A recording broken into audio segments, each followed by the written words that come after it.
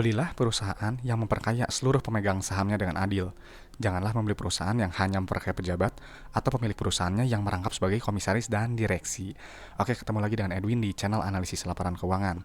Untuk kali ini saya mau analisis MNC Vision Networks ya, IPTV kodenya. Nah, ini saham request ya. Jadi kalau teman-teman ada saham request, langsung sampaikan di kolom komentar ya. Nanti akan saya catat, kita jadwalin, kita bahas bersama-sama. Oke, kita disclaimer dulu. Jadi video ini disusun oleh saya, Edwin, dengan tujuan sharing analisis dari sudut pandang pribadi saya.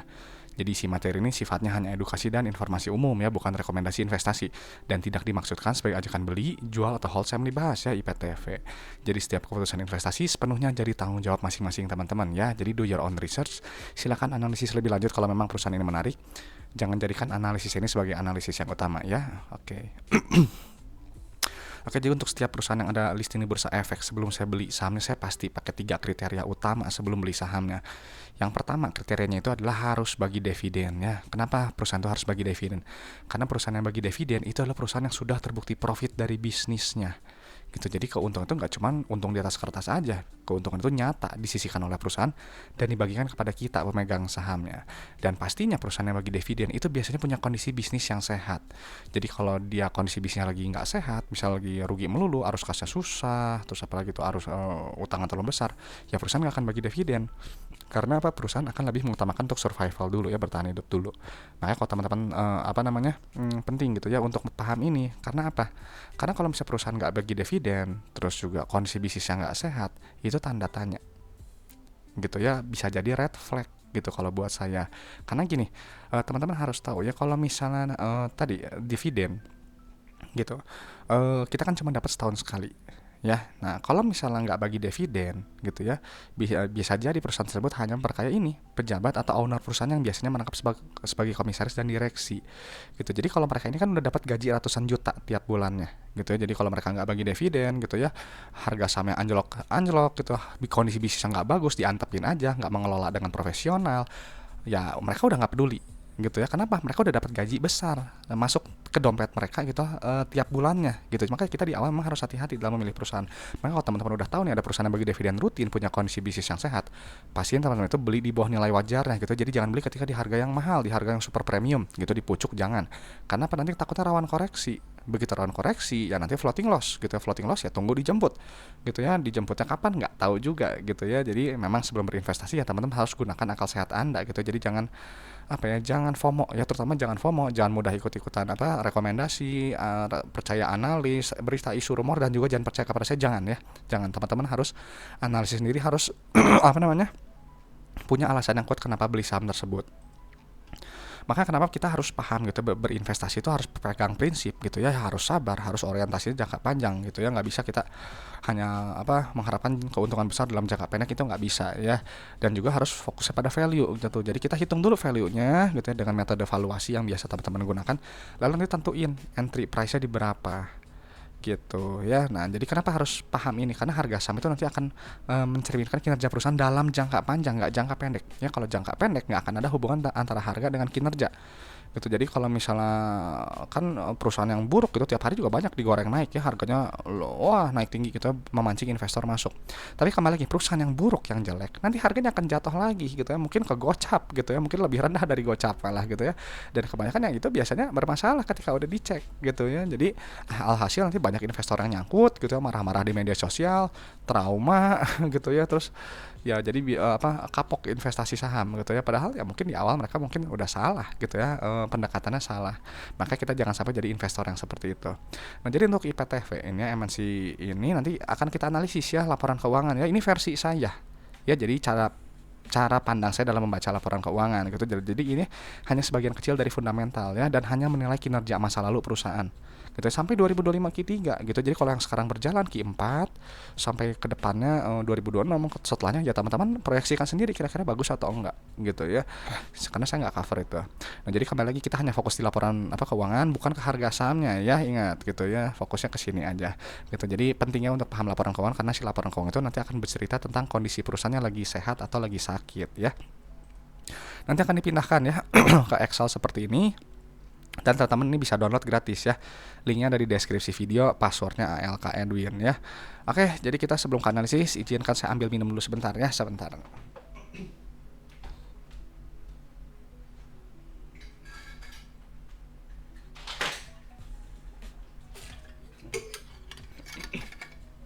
Oke, ya memang kondisi apa namanya, badan saya udah mendingan gitu ya, jadi suara jadi lebih enak sedikit gitu. Oke, langsung aja kita ke analisis. Ini yang selalu dicek gitu ya, selalu isi kolom info dulu ya. Kolom info ini yang ini ya, satuan juta 2025 Q3 udah benar. Yang dicek itu pertama adalah riwayat pembagian dividen ya. Dan untuk IPTV ini saya udah cari gitu ya, data-datanya dia sama sekali nggak ada riwayat pembagian dividen gitu ya. Artinya apa? Kalau perusahaan nggak bagi dividen, ya tadi gitu ya, perusahaan tersebut ya mungkin hanya memperkaya owner perusahaannya gitu, atau pejabat perusahaan yang udah pasti dapat gaji besar gitu, sedangkan kita nggak dapat apa nilai bonus apa-apa gitu ya, nggak dapat nilai tambah yang dihasilkan oleh perusahaan gitu. Atau bisa jadi perusahaan tersebut kondisi bisnisnya lagi bermasalah, nggak sehat. Makanya kita lihat gitu ya nanti lebih lanjut. Jadi kalau nggak bagi dividen ya udah nggak lolos screening gitu ya. Saya biasanya langsung close laporan keuangannya, nggak usah cari-cari yang bagus gitu ya. Skip aja kok, masih banyak saham lain gitu ya. Dan oh ya saya baru lihat ya, ini harganya di bawah 50 gitu ya. Berarti kalau yang kayak gini ini udah indikasi nggak baik biasanya ya, sepengalaman saya. Tapi kita lihat ya lebih lanjut. Nah yang kita cek itu yang pertama adalah kasta rakas ya, yang ini. Kenapa harus dilihat? Karena kasta rakas ini adalah jumlah uang yang dimiliki perusahaannya, jumlah total uang yang ada di dalam dompet perusahaan. Ini punya fungsi untuk bayar operasional, untuk bayar ekspansi usaha, dan juga untuk bayar pinjaman ke bank. Gitu. Jadi kalau nggak terlalu sedikit, nanti bisa terganggu operasional atau mungkin ketiganya. Gitu, nggak bisa ekspansi, nggak bisa bayar pinjaman. Gitu. Jadi di awal ya memang harus cek ini kasta rakasnya dulu, jumlah jangan terlalu besar juga. Kalau terlalu besar buat apa kelebihan kasnya gitu ya, kenapa nggak dinikmati kita aja pemegang sahamnya ya dengan apa, misalnya dengan ekspansi usaha, bayar dividen gitu ya, kan keuntungannya nyata kalau memang real gitu ya. Untuk nggak bayar pinjaman ke bank biar bunganya ringan, atau buyback saham aja mengurangi jumlah saham beredar gitu, logikanya gitu aja ya. Nah lalu kita cek ke bagian ekuitas. Nah, dari sini kita udah ketahuan ya, perusahaan ini memang ternyata di dalam apa perspektif saya ini termasuk perusahaan yang bermasalah gitu. Tahu dari mana Pak Edwin bermasalah? Ini lihat selalu saldo labanya ya. Saldo laba ini teman-teman harus tahu dulu ya, saldo laba ini adalah jumlah akumulasi keuntungan yang telah dihasilkan perusahaan dari semenjak perusahaan yang pertama kali berdiri sampai sekarang 2025 Q3. Dan ini nilainya negatif ya. Kalau saldo labanya negatif, artinya perusahaan ini dari pertama kali berdiri, pertama kali beroperasional sampai sekarang 2025 Q3 selalu rugi, alias ya rugi melulu, mengakumulasikan total kerugian itu sebesar 213 miliar. Ya, nggak pernah terbukti untung. Ya iya, nggak akan bisa bagi dividen. Apa keuntungannya? Gitu. Jadi ini perusahaan bermasalah buat saya gitu ya. Jadi apa namanya, hati-hati gitu. Jadi kalau di saya, buat saya gitu ya, kalau misalnya dari awal memang udah bermasalah kayak gini nih ya, contohnya saya nggak peduli ketika harga sama ini naik ke berapa, ke 100, 200, 300, ke 400, 1000, saya nggak peduli gitu ya. Jadi buat apa gitu saya meresikokan beli perusahaan yang bermasalah gitu, meskipun keuntungan jangka pendek kalau dia harganya naik ya memang menggiurkan gitu. Cuma saya nggak cari yang seperti itu ya. Jadi ini udah apa, nggak bagus buat saya ya. Jadi apa ya, cari aja saham lain lah. Ya oke. Nah ini kita lihat ya, bentar. Ini kenapa nggak ada tambahannya ya, bentar tunggu, soalnya ini ada. Oke, ini kita udah pindahkannya ekuitasnya gitu. Dan ini kita lihat ya, ini perusahaan ini dihargainya rendah sekali ya, PBV-nya 0,24 ya, potensi profitnya 315%. Tapi waspada gitu, ini perusahaan kan rugi melulu gitu. Jadi kalau rugi melulu, waspada, ini value trap gitu ya. Takutnya ya kalau biasanya kalau dari yang di bawah 50 kan nggak naik-naik gitu ya biasanya, atau nanti bakal nyangkut selamanya. Karena gini, perusahaan yang defisit nanti dia akan habis modalnya gitu. Cuman nanti teman-teman cek aja ya. Biasanya kalau udah mau lebih lanjut nanti cek juga analis kepemilikan masyarakatnya gitu. Karena takutnya pengendalinya jual terus ya, artinya kan dilepas ya, exit strategi gitu. Jadi ya ini nggak menarik juga gitu ya. Kita cek langsung ke bagian laba rugi ya. Di laba rugi selalu cek bagian pendapatan ya, karena pendapatannya adalah ciri perusahaan yang bertumbuh ya. Kalau perusahaan yang bertumbuh ya revenue-nya cenderung naik gitu. Cuman ini ada penurunan sedikit, cuman ya udah nggak masalah.